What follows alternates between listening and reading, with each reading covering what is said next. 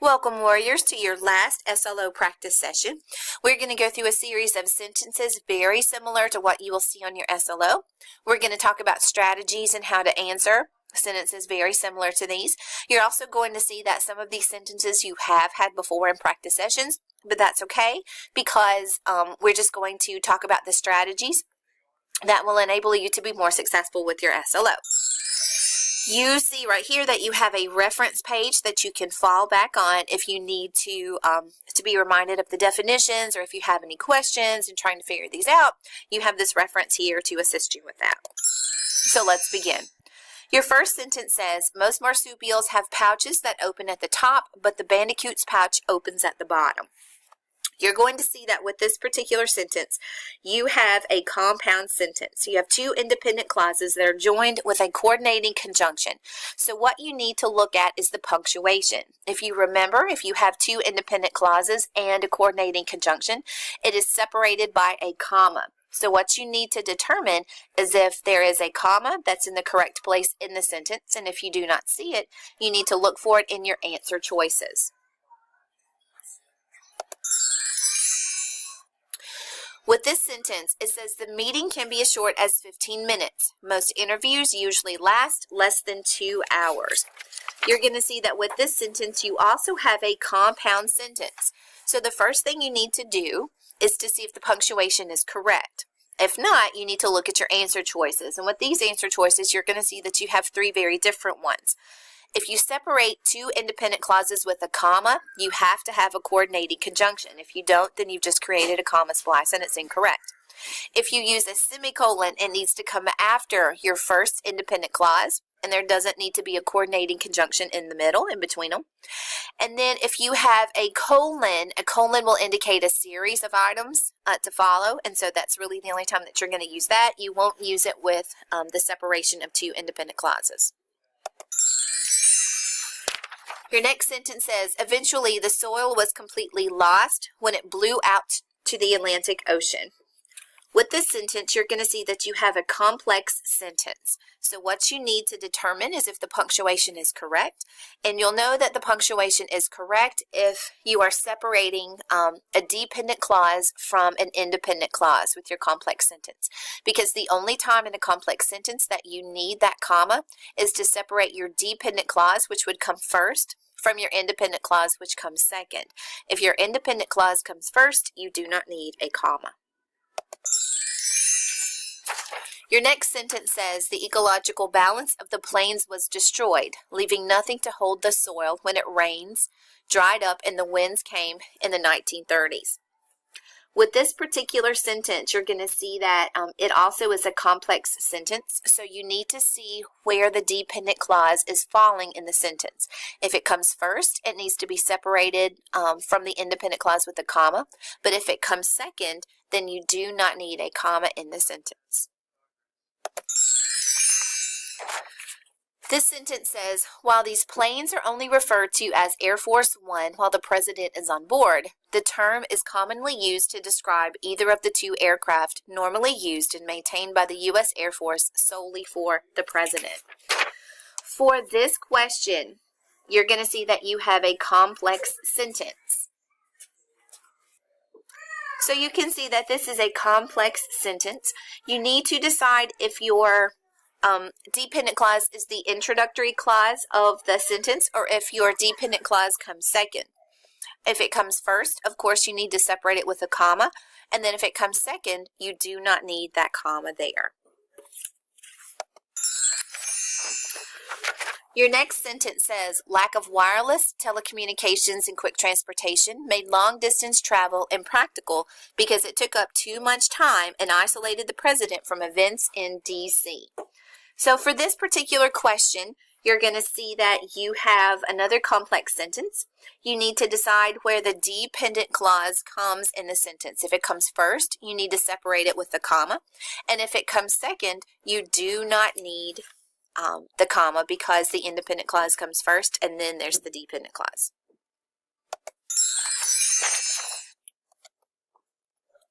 This sentence says, at UCLA, he was a star player of football, basketball, track, and baseball. There he was the first athlete in UCLA history to letter in 4 different sports. With this particular sentence, you are going to take a look at the 2 independent clauses that you see in regards to what is underlined, and you have to determine what type of punctuation that you're going to need. First, you're going to see if it's correct. If there's clearly a place where one independent clause stops, there's proper punctuation, and the second begins, or you need to look at these choices. You're going to see there's one that separates it with a comma, but you cannot separate 2 independent clauses with a comma if you don't have a coordinating conjunction. You're going to see there's one choice that gives you a colon. So if you have a series of items that comes after the colon, then that one could possibly be correct. And then you see a semicolon, and if you remember, a semicolon functions a lot like a period. And so if you don't see the coordinating conjunction and the semicolon separates 2 independent clauses, then you know that one would be correct. Your next one says, after leaving UCLA his senior year, Robinson enlisted in the Army during World War II. For this sentence, you're going to see that you have a complex sentence. So if the dependent clause comes first, you need to separate it with the comma. You need to look at right where the dependent clause ends and then the independent clause begins. That's where your comma would go. Since it is a complex sentence, you know that you're not going to need a semicolon. The sentence says, the milk given to the cats is different than the milk given to human children in a number of ways. With this sentence, you need to see which one allows this to be a complete sentence. And a complete sentence, of course, just expresses that complete thought. So we need to take a look at the choices. First, you're going to look at the actual question to see if it makes sense, to see if you can identify subject and verbs within there. If you look at letter B, you just have to read it to see if it makes sense. It says the milk given to cats being different than the milk given to human children in a number of ways. So you have to look also for that subject-verb agreement to make sure that you actually have your main verb in the sentence and that it's nothing that's creating any kind of phrase or any kind of dependent clause. The second one says, because the milk given to cats is different than the milk given to human children in a number of ways. And then letter D says, although the milk given to cats is different than the milk given to human children in a number of ways. So you're looking for which one expresses a complete thought. For your next sentence, you just need to look at which one makes sense. Letter A says, if a decision is made by the zoo staff that a certain cat is in too much pain to have a good life, period, the life of that cat is humanely ended. The second one says, when a decision is made by the zoo staff that a certain cat is in too much pain to have a good life, comma, the life of that cat is humanely ended. Letter C, a decision is made by the zoo staff that a certain cat is in too much pain to have a good life. It says, uncles, the life of that cat is humanely ended. And then letter D says, when a decision is made by the zoo staff that a certain cat is in too much pain to have a good life, comma, so the life of the cat is humanely ended. What you need to do is to look at which sentence correctly expresses a complex sentence with proper punctuation.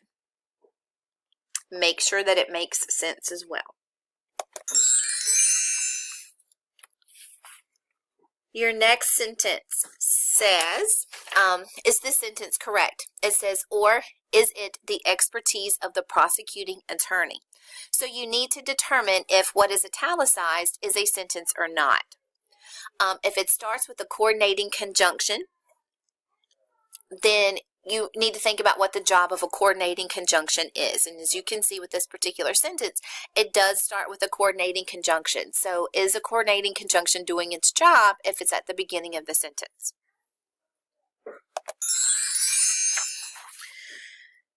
This one says, is this sentence correct? It says, when a set of fingerprints is sent to a crime laboratory for identification, you need to determine, is this a complete thought? Look at the word when. Think about it if it is functioning as a subordinating conjunction. And can a sentence beginning with the subordinating conjunction stand alone?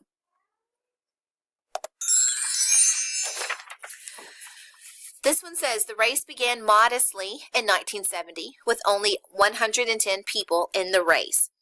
Is this a simple sentence because it only has one subject and one verb? In letter A. Letter B says this is a compound sentence because there are two independent clauses. Letter C says this is a complex sentence because you have one independent clause plus a dependent clause. And letter D says this sentence is a dependent clause and it can't stand alone. So the first thing you need to do is to look at your subject and then look at your verb and see if you see any more subject-verb combinations within the sentence. The next one is asking you which is a simple sentence. So what you need to do is to think about what makes a simple sentence. You're only going to have one subject and one verb and the expression of one complete thought. So if you see a subordinating conjunction or a coordinating conjunction and you see a subject and verb around that, then you're going to know that it's either going to be a compound, a complex, or even a compound complex sentence. So you're just looking for the combination of one subject and one verb, and it is expressing only one thought. In this one, you are looking for a compound sentence. So you need to think about the definition of a compound sentence. So a compound sentence will contain two or more main clauses or two or more independent clauses, and they're normally joined by a coordinating conjunction.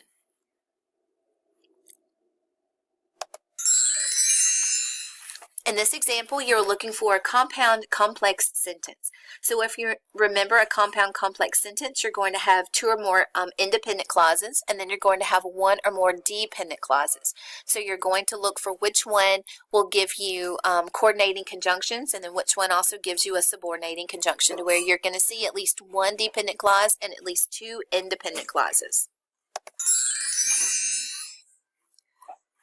For this one, which is a compound sentence, you're going to look for two independent clauses. It could be joined by a coordinating conjunction.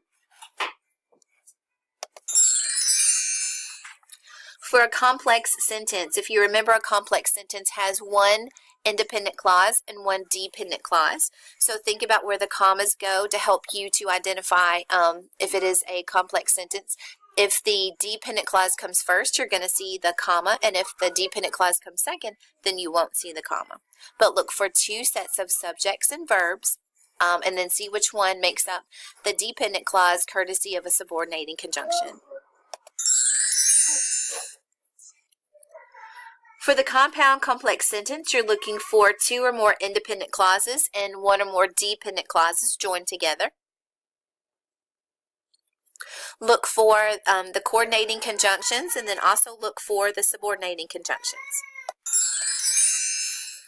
Again, you're looking for a compound complex sentence where you're going to see two or more independent clauses and at least one dependent clause. Think about coordinating conjunctions and then subordinating conjunctions. For a simple sentence, the best strategy that you can use if you see questions is that you need to kind of change the order of the words. So let's say, for example, you see letter A, instead of saying, "Why did you call me after you finished your chores?" just changed it to take out the "why" and just say, "You did call me after you finished your chores." So if you just kind of change it from a question into a statement, it's going to help you to not get kind of just discombobulated just because you see it in a question form. Just change it to a statement, and then just look at how many times you see the subject and verbs together. Look for coordinating conjunctions as well as subordinating conjunctions, so that way you can kind of cast them out if you see them in relationship to a subject and verb. So you're only looking for one, the expression of one thought. And then this one says, which is a correctly punctuated compound sentence? So you're going to look for two independent clauses that are joined by a coordinating conjunction. For the correctly punctuated complex sentence, just look for, if the dependent clause comes first, there should be a comma. And then if the dependent clause comes second, there should be no comma. For a correctly punctuated compound sentence, again, you're going to take a look at where the independent clauses are separated, because you should have a punctuation mark after the first independent clause. It's going to be a semicolon if you have no coordinating conjunction, but if you do have a coordinating conjunction, then you're just going to use a comma.